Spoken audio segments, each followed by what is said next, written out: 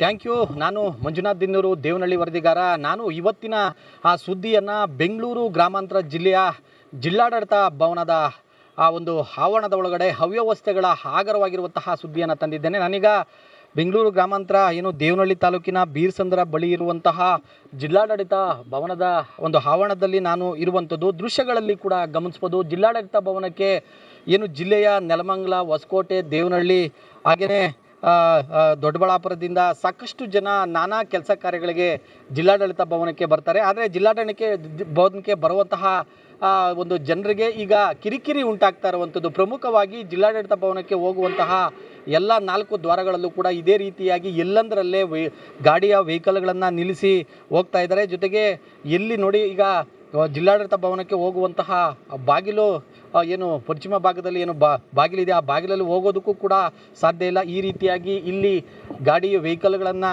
ಹಾಕಿಕೊಂಡು ಇಲ್ಲಿ ಹೋಗ್ತಾ ಇದ್ದಾರೆ. ಹಾಗಾಗಿ ಪ್ರತಿನಿತ್ಯ ಕೂಡ ಜನ ಪರದಾಟವನ್ನು ಅನುಭವಿಸ್ತಾ ಇದ್ದಾರೆ. ಜೊತೆಗೆ ಜಿಲ್ಲಾಡಳಿತ ಭವನ ಸುತ್ತಲೂ ಕೂಡ ಒಂದು ವಾಕಿಂಗ್ ಅಂದರೆ ಸುತ್ತಲೂ ಕೂಡ ಒಂದು ರಸ್ತೆ ಕೂಡ ಇರುವಂಥದ್ದು. ಆ ರಸ್ತೆಯಲ್ಲೂ ಕೂಡ ಈಗ ಜನ ವೆಹಿಕಲ್ಗಳನ್ನು ಓಡಾಡೋದಕ್ಕೂ ಕೂಡ ಆಗ್ತಾ ಇಲ್ಲ. ಜೊತೆಗೆ ಅಧಿಕಾರಿಗಳು DC ಆಗಿರ್ಬೋದು, ಜೊತೆಗೆ 34 ಇಲಾಖೆಯ ಅಧಿಕಾರಿಗಳು ಕೂಡ ಇದೇ ಒಂದು ರಸ್ತೆಯಲ್ಲಿ ಓಡಾಡಬೇಕಾಗುತ್ತೆ. ಜೊತೆಗೆ ವಾಹನಗಳು ಹೋಗಬೇಕಾಗುತ್ತೆ. ಆದರೆ ಎಲ್ಲಂದರಲ್ಲೇ ವೆಹಿಕಲ್ಗಳನ್ನು ನಿಲ್ಲಿಸಿರೋದ್ರಿಂದ ಸಾಕಷ್ಟು ಸಮಸ್ಯೆ ಆಗ್ತಾ ಇದೆ. ಜೊತೆಗೆ ಪ್ರತಿನಿತ್ಯ ಕೂಡ ಬೇರೆ ಬೇರೆ ಭಾಗಗಳಿಂದ ಬರ್ತಕ್ಕಂಥ ರೈತರಾಗಿರ್ಬೋದು, ಕಂದಾಯ ಇಲಾಖೆಯಲ್ಲಿ ಕೆಲಸ ಮಾಡ್ಕೊಳ್ಳೋದಕ್ಕೆ ಬರುವಂತಹ ನಾಗರಿಕರು ಇರ್ಬೋದು, ಎಲ್ಲರೂ ಕೂಡ ಪ್ರತಿನಿತ್ಯ ಕಿರಿಕಿರಿಯನ್ನು ಅನುಭವಿಸ್ತಾ ಇದ್ದಾರೆ. ಯಾಕೆಂತಂದರೆ ಎಲ್ಲಂದರಲ್ಲಿ ಇದೇ ರೀತಿಯಾಗಿ ವೆಹಿಕಲ್ಗಳನ್ನು ನಿಲ್ಲಿಸೋದ್ರಿಂದ ಯಾರು ಕೂಡ ಇದು ಸುತ್ತು 4 ಕಡೆನೂ ಕೂಡ ದ್ವಾರ ಬಾಗಿಲುಗಳಿದೆ. ಆ ದ್ವಾರ ಬಾಗಿಲುಗಳಿಗೆ ಹೋಗ್ಲಿಕ್ಕೂ ಕೂಡ ಸಾಕಷ್ಟು ಸಮಸ್ಯೆ ಆಗ್ತಾ ಇದೆ. ಈ ನಿಟ್ಟಿನಲ್ಲಿ ಜಿಲ್ಲಾಧಿಕಾರಿಗಳು ಕೂಡ ಇದೇ ರಸ್ತೆಯಲ್ಲಿ ಓಡಾಟವನ್ನು ನಡೆಸ್ತಾರೆ.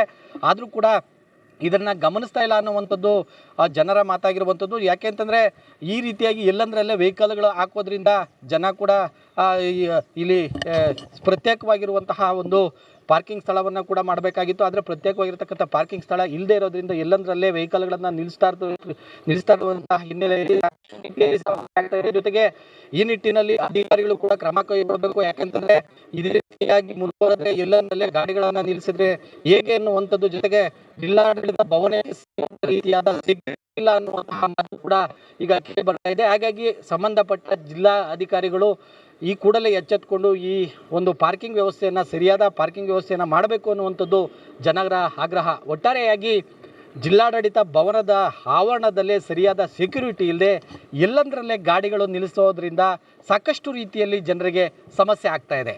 ಇದಿಷ್ಟು ಇಲ್ಲಿನ ಸುದ್ದಿ. ಮುಂದಿನ ಸುದ್ದಿಯನ್ನು ನನ್ನ ಸಹೋದ್ಯೋಗಿ ನೀಡ್ತಾರೆ. Over to you. Thank you. ನಾನು ಮಂಜುನಾಥ್ ದಿನ್ನೂರು, ದೇವನಹಳ್ಳಿ ವರದಿಗಾರ. ನಾನು ಇವತ್ತಿನ ಸುದ್ದಿಯನ್ನು ಬೆಂಗಳೂರು ಗ್ರಾಮಾಂತರ ಜಿಲ್ಲೆಯ ಜಿಲ್ಲಾಡಳಿತ ಭವನದ ಒಂದು ಆವರಣದ ಒಳಗಡೆ ಅವ್ಯವಸ್ಥೆಗಳ ಆಗರವಾಗಿರುವಂತಹ ಸುದ್ದಿಯನ್ನು ತಂದಿದ್ದೇನೆ. ನಾನೀಗ ಬೆಂಗಳೂರು ಗ್ರಾಮಾಂತರ ದೇವನಹಳ್ಳಿ ತಾಲೂಕಿನ ಬೀರ್ಸಂದ್ರ ಬಳಿ ಇರುವಂತಹ ಜಿಲ್ಲಾಡಳಿತ ಭವನದ ಒಂದು ಆವರಣದಲ್ಲಿ ನಾನು ಇರುವಂಥದ್ದು. ದೃಶ್ಯಗಳಲ್ಲಿ ಕೂಡ ಗಮನಿಸ್ಬೋದು. ಜಿಲ್ಲಾಡಳಿತ ಭವನಕ್ಕೆ ಜಿಲ್ಲೆಯ ನೆಲಮಂಗಲ, ಹೊಸಕೋಟೆ, ದೇವನಹಳ್ಳಿ ಹಾಗೆಯೇ ದೊಡ್ಡಬಳ್ಳಾಪುರದಿಂದ ಸಾಕಷ್ಟು ಜನ ನಾನಾ ಕೆಲಸ ಕಾರ್ಯಗಳಿಗೆ ಜಿಲ್ಲಾಡಳಿತ ಭವನಕ್ಕೆ ಬರ್ತಾರೆ. ಆದರೆ ಜಿಲ್ಲಾಡಳಿತ ಭವನಕ್ಕೆ ಬರುವಂತಹ ಒಂದು ಜನರಿಗೆ ಈಗ ಕಿರಿಕಿರಿ ಉಂಟಾಗ್ತಾ ಇರುವಂಥದ್ದು. ಪ್ರಮುಖವಾಗಿ ಜಿಲ್ಲಾಡಳಿತ ಭವನಕ್ಕೆ ಹೋಗುವಂತಹ ಎಲ್ಲ 4 ದ್ವಾರಗಳಲ್ಲೂ ಕೂಡ ಇದೇ ರೀತಿಯಾಗಿ ಎಲ್ಲಂದರಲ್ಲೇ ಗಾಡಿಯ ವೆಹಿಕಲ್ಗಳನ್ನು ನಿಲ್ಲಿಸಿ ಹೋಗ್ತಾ ಇದ್ದಾರೆ. ಜೊತೆಗೆ ಎಲ್ಲಿ ನೋಡಿ ಈಗ ಜಿಲ್ಲಾಡಳಿತ ಭವನಕ್ಕೆ ಹೋಗುವಂತಹ ಬಾಗಿಲು ಪಶ್ಚಿಮ ಭಾಗದಲ್ಲಿ ಬಾಗಿಲಿದೆ, ಆ ಬಾಗಿಲಲ್ಲಿ ಹೋಗೋದಕ್ಕೂ ಕೂಡ ಸಾಧ್ಯ ಇಲ್ಲ. ಈ ರೀತಿಯಾಗಿ ಇಲ್ಲಿ ಗಾಡಿ ವೆಹಿಕಲ್ಗಳನ್ನು ಹಾಕಿಕೊಂಡು ಇಲ್ಲಿ ಹೋಗ್ತಾ ಇದ್ದಾರೆ. ಹಾಗಾಗಿ ಪ್ರತಿನಿತ್ಯ ಕೂಡ ಜನ ಪರದಾಟವನ್ನು ಅನುಭವಿಸ್ತಾ ಇದ್ದಾರೆ. ಜೊತೆಗೆ ಜಿಲ್ಲಾಡಳಿತ ಭವನ ಸುತ್ತಲೂ ಕೂಡ ಒಂದು ವಾಕಿಂಗ್ ಅಂದರೆ ಸುತ್ತಲೂ ಕೂಡ ಒಂದು ರಸ್ತೆ ಕೂಡ ಇರುವಂಥದ್ದು. ಆ ರಸ್ತೆಯಲ್ಲೂ ಕೂಡ ಈಗ ಜನ ವೆಹಿಕಲ್ಗಳನ್ನು ಓಡಾಡೋದಕ್ಕೂ ಕೂಡ ಆಗ್ತಾ ಇಲ್ಲ. ಜೊತೆಗೆ ಅಧಿಕಾರಿಗಳು DC ಆಗಿರ್ಬೋದು, ಜೊತೆಗೆ 34 ಇಲಾಖೆಯ ಅಧಿಕಾರಿಗಳು ಕೂಡ ಇದೇ ಒಂದು ರಸ್ತೆಯಲ್ಲಿ ಓಡಾಡಬೇಕಾಗುತ್ತೆ. ಜೊತೆಗೆ ವಾಹನಗಳು ಹೋಗಬೇಕಾಗುತ್ತೆ. ಆದರೆ ಎಲ್ಲಂದರಲ್ಲೇ ವೆಹಿಕಲ್ಗಳನ್ನು ನಿಲ್ಲಿಸಿರೋದ್ರಿಂದ ಸಾಕಷ್ಟು ಸಮಸ್ಯೆ ಆಗ್ತಾ ಇದೆ. ಜೊತೆಗೆ ಪ್ರತಿನಿತ್ಯ ಕೂಡ ಬೇರೆ ಬೇರೆ ಭಾಗಗಳಿಂದ ಬರ್ತಕ್ಕಂಥ ರೈತರಾಗಿರ್ಬೋದು, ಕಂದಾಯ ಇಲಾಖೆಯಲ್ಲಿ ಕೆಲಸ ಮಾಡ್ಕೊಳ್ಳೋದಕ್ಕೆ ಬರುವಂತಹ ನಾಗರಿಕರು ಇರ್ಬೋದು, ಎಲ್ಲರೂ ಕೂಡ ಪ್ರತಿನಿತ್ಯ ಕಿರಿಕಿರಿಯನ್ನು ಅನುಭವಿಸ್ತಾ ಇದ್ದಾರೆ. ಯಾಕೆಂತಂದರೆ ಎಲ್ಲಂದರಲ್ಲಿ ಇದೇ ರೀತಿಯಾಗಿ ವೆಹಿಕಲ್ಗಳನ್ನು ನಿಲ್ಲಿಸೋದ್ರಿಂದ ಯಾರು ಕೂಡ ಇದು ಸುತ್ತು 4 ಕಡೆನೂ ಕೂಡ ದ್ವಾರ ಬಾಗಿಲುಗಳಿದೆ. ಆ ದ್ವಾರ ಬಾಗಿಲುಗಳಿಗೆ ಹೋಗ್ಲಿಕ್ಕೂ ಕೂಡ ಸಾಕಷ್ಟು ಸಮಸ್ಯೆ ಆಗ್ತಾ ಇದೆ. ಈ ನಿಟ್ಟಿನಲ್ಲಿ ಜಿಲ್ಲಾಧಿಕಾರಿಗಳು ಕೂಡ ಇದೇ ರಸ್ತೆಯಲ್ಲಿ ಓಡಾಟವನ್ನು ನಡೆಸ್ತಾರೆ.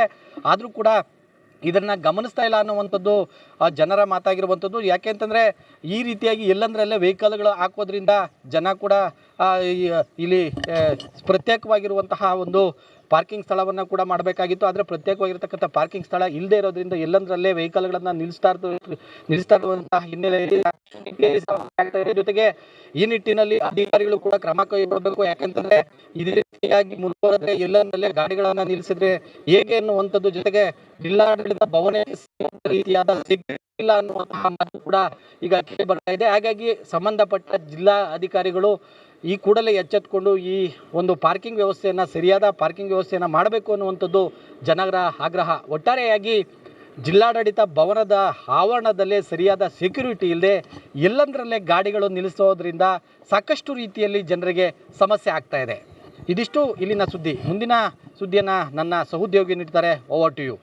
Thank you. ನಾನು ಮಂಜುನಾಥ್ ದಿನ್ನೂರು, ದೇವನಹಳ್ಳಿ ವರದಿಗಾರ. ನಾನು ಇವತ್ತಿನ ಆ ಸುದ್ದಿಯನ್ನು ಬೆಂಗಳೂರು ಗ್ರಾಮಾಂತರ ಜಿಲ್ಲೆಯ ಜಿಲ್ಲಾಡಳಿತ ಭವನದ ಆ ಒಂದು ಆವರಣದ ಒಳಗಡೆ ಅವ್ಯವಸ್ಥೆಗಳ ಆಗರವಾಗಿರುವಂತಹ ಸುದ್ದಿಯನ್ನು ತಂದಿದ್ದೇನೆ. ನಾನೀಗ ಬೆಂಗಳೂರು ಗ್ರಾಮಾಂತರ ದೇವನಹಳ್ಳಿ ತಾಲೂಕಿನ ಬೀರ್ಸಂದ್ರ ಬಳಿ ಇರುವಂತಹ ಜಿಲ್ಲಾಡಳಿತ ಭವನದ ಒಂದು ಆವರಣದಲ್ಲಿ ನಾನು ಇರುವಂಥದ್ದು. ದೃಶ್ಯಗಳಲ್ಲಿ ಕೂಡ ಗಮನಿಸ್ಬೋದು. ಜಿಲ್ಲಾಡಳಿತ ಭವನಕ್ಕೆ ಜಿಲ್ಲೆಯ ನೆಲಮಂಗಲ, ಹೊಸಕೋಟೆ, ದೇವನಹಳ್ಳಿ ಹಾಗೆಯೇ ದೊಡ್ಡಬಳ್ಳಾಪುರದಿಂದ ಸಾಕಷ್ಟು ಜನ ನಾನಾ ಕೆಲಸ ಕಾರ್ಯಗಳಿಗೆ ಜಿಲ್ಲಾಡಳಿತ ಭವನಕ್ಕೆ ಬರ್ತಾರೆ. ಆದರೆ ಜಿಲ್ಲಾಡಳಿತ ಭವನಕ್ಕೆ ಬರುವಂತಹ ಒಂದು ಜನರಿಗೆ ಈಗ ಕಿರಿಕಿರಿ ಉಂಟಾಗ್ತಾ ಇರುವಂಥದ್ದು. ಪ್ರಮುಖವಾಗಿ ಜಿಲ್ಲಾಡಳಿತ ಭವನಕ್ಕೆ ಹೋಗುವಂತಹ ಎಲ್ಲ 4 ದ್ವಾರಗಳಲ್ಲೂ ಕೂಡ ಇದೇ ರೀತಿಯಾಗಿ ಎಲ್ಲಂದರಲ್ಲೇ ಗಾಡಿಯ ವೆಹಿಕಲ್ಗಳನ್ನು ನಿಲ್ಲಿಸಿ ಹೋಗ್ತಾ ಇದ್ದಾರೆ. ಜೊತೆಗೆ ಎಲ್ಲಿ ನೋಡಿ, ಈಗ ಜಿಲ್ಲಾಡಳಿತ ಭವನಕ್ಕೆ ಹೋಗುವಂತಹ ಬಾಗಿಲು ಪಶ್ಚಿಮ ಭಾಗದಲ್ಲಿ ಬಾಗಿಲಿದೆ, ಆ ಬಾಗಿಲಲ್ಲಿ ಹೋಗೋದಕ್ಕೂ ಕೂಡ ಸಾಧ್ಯ ಇಲ್ಲ. ಈ ರೀತಿಯಾಗಿ ಇಲ್ಲಿ ಗಾಡಿ ವೆಹಿಕಲ್ಗಳನ್ನು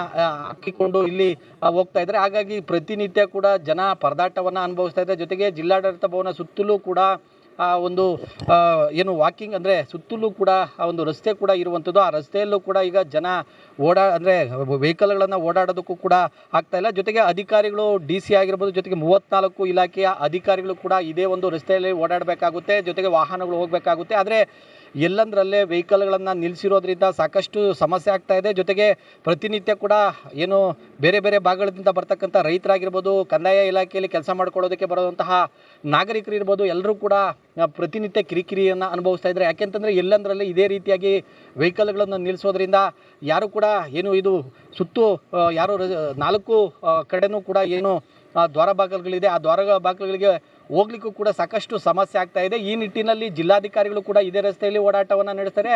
ಆದರೂ ಕೂಡ ಇದನ್ನು ಗಮನಿಸ್ತಾ ಇಲ್ಲ ಅನ್ನುವಂಥದ್ದು ಜನರ ಮಾತಾಗಿರುವಂಥದ್ದು. ಯಾಕೆ ಅಂತಂದರೆ ಈ ರೀತಿಯಾಗಿ ಎಲ್ಲಂದರಲ್ಲೇ ವೆಹಿಕಲ್ಗಳು ಹಾಕೋದ್ರಿಂದ ಜನ ಕೂಡ ಇಲ್ಲಿ ಪ್ರತ್ಯೇಕವಾಗಿರುವಂತಹ ಒಂದು ಪಾರ್ಕಿಂಗ್ ಸ್ಥಳವನ್ನು ಕೂಡ ಮಾಡಬೇಕಾಗಿತ್ತು. ಆದರೆ ಪ್ರತ್ಯೇಕವಾಗಿರ್ತಕ್ಕಂಥ ಪಾರ್ಕಿಂಗ್ ಸ್ಥಳ ಇಲ್ಲದೆ ಇರೋದ್ರಿಂದ ಎಲ್ಲಂದರಲ್ಲೇ ವೆಹಿಕಲ್ಗಳನ್ನು ನಿಲ್ಲಿಸ್ತಾ ಇರುವಂತಹ ಹಿನ್ನೆಲೆಯಲ್ಲಿ ಜೊತೆಗೆ ಈ ನಿಟ್ಟಿನಲ್ಲಿ ಅಧಿಕಾರಿಗಳು ಕೂಡ ಕ್ರಮ ಕೈಗೊಳ್ಳಬೇಕು. ಯಾಕೆಂತಂದ್ರೆ ಇದೇ ರೀತಿಯಾಗಿ ಮುಂದುವರೆದ್ರೆ ಎಲ್ಲಂದರಲ್ಲೇ ಗಾಡಿಗಳನ್ನು ನಿಲ್ಲಿಸಿದ್ರೆ ಹೇಗೆ ಅನ್ನುವಂಥದ್ದು, ಜೊತೆಗೆ ಜಿಲ್ಲಾಡಳಿತ ಭವನ ರೀತಿಯಾದ ಇಲ್ಲ ಅನ್ನುವಂತಹ ಮಾತು ಕೂಡ ಈಗ ಕೇಳಿ ಬರ್ತಾ ಇದೆ. ಹಾಗಾಗಿ ಸಂಬಂಧಪಟ್ಟ ಜಿಲ್ಲಾ ಅಧಿಕಾರಿಗಳು ಈ ಕೂಡಲೇ ಎಚ್ಚೆತ್ತುಕೊಂಡು ಈ ಒಂದು ಪಾರ್ಕಿಂಗ್ ವ್ಯವಸ್ಥೆಯನ್ನು, ಸರಿಯಾದ ಪಾರ್ಕಿಂಗ್ ವ್ಯವಸ್ಥೆಯನ್ನು ಮಾಡಬೇಕು ಅನ್ನುವಂಥದ್ದು ಜನರ ಆಗ್ರಹ. ಒಟ್ಟಾರೆಯಾಗಿ ಜಿಲ್ಲಾಡಳಿತ ಭವನದ ಆವರಣದಲ್ಲೇ ಸರಿಯಾದ ಸೆಕ್ಯೂರಿಟಿ ಇಲ್ಲದೆ ಎಲ್ಲಂದರಲ್ಲೇ ಗಾಡಿಗಳು ನಿಲ್ಲಿಸೋದ್ರಿಂದ ಸಾಕಷ್ಟು ರೀತಿಯಲ್ಲಿ ಜನರಿಗೆ ಸಮಸ್ಯೆ ಆಗ್ತಾ ಇದೆ. ಇದಿಷ್ಟು ಇಲ್ಲಿನ ಸುದ್ದಿ. ಮುಂದಿನ ಸುದ್ದಿಯನ್ನು ನನ್ನ ಸಹೋದ್ಯೋಗಿ ನೀಡ್ತಾರೆ. Over to you.